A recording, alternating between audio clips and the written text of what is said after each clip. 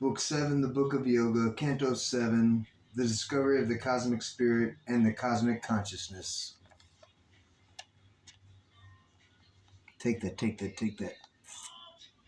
No denying it. It's coming for all of us. We're all one.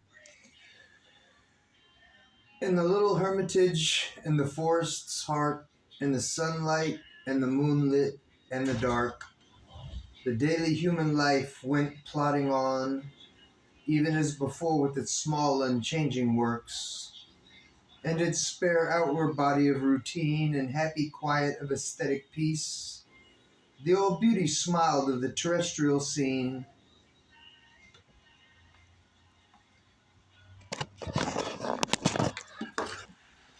She too was her old gracious self to men. The ancient mother clutched her child to her breast, pressing her close in her environing arms, as if ever the same could forever keep the living spirit embodied in her clasp, as if death were not there, nor end nor change. Accustomed only to read outward signs, none saw aught new in her, none divined her state.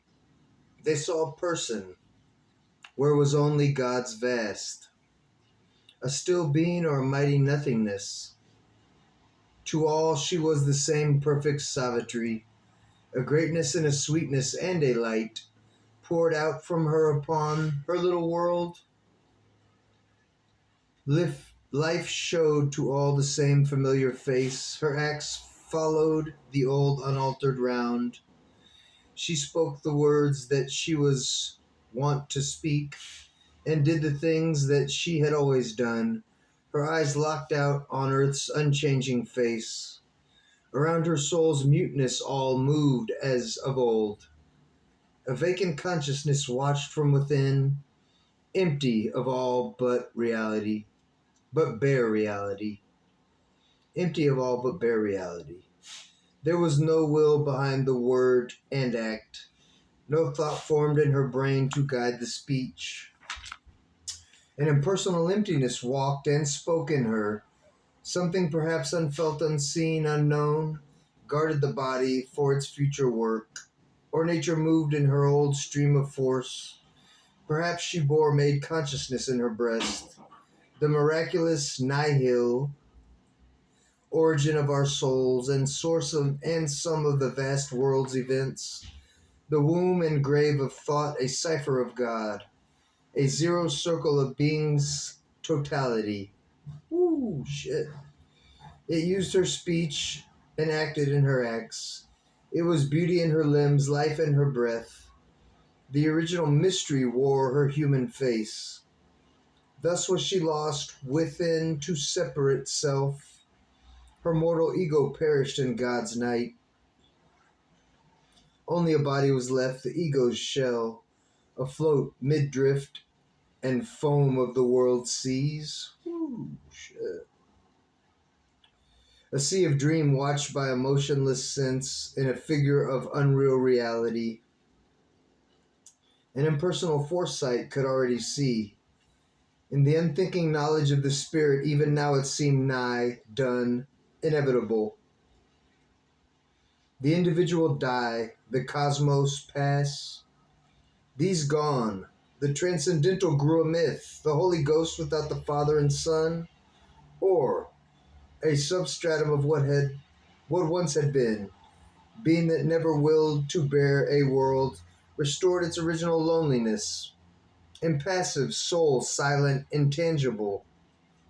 Yet all was not extinct in this deep loss. The being traveled not towards nothingness. There was some high surpassing secrecy, and when she sat alone with Satyavan, her moveless mind with his that searched the strove. Ooh, that's a good word, strove, S-T-R-O-V-E. Her moveless mind with his that searched and strove. I get it. Strove forward. Not the strove. In the hush of the profound and intimate night, she turned to the face of a veiled, voiceless truth, hid the dumb recesses of the heart, or waiting beyond the last peak climbed by thought, Unseen itself, it sees the struggling world and prompts our quest, but cares not to be found. Out of that distant vast came a reply, something unknown, unreachable, inscrutable, sent down the messages of its boundless light, casting light flashes of a thought not ours, crossing the immobile silence of her mind. Its mighty and irresponsible sovereignty it seized on speech to give those flamings shape, made beat the heart of wisdom in a word, and spoke immortal things through mortal lips. I like that. Mortal things to mortal ends? And spoke immortal things through mortal lips. Wow. Yeah, we got to be careful what we talk.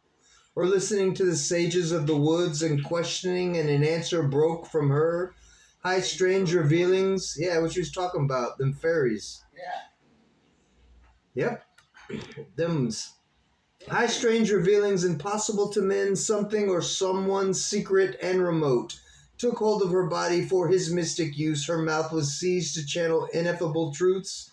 Knowledge unthinkable found an utterance, astonished by a new enlightenment, invaded by a streak of the absolute. They marveled at her, for she seemed to know what they had only glimpsed at times afar.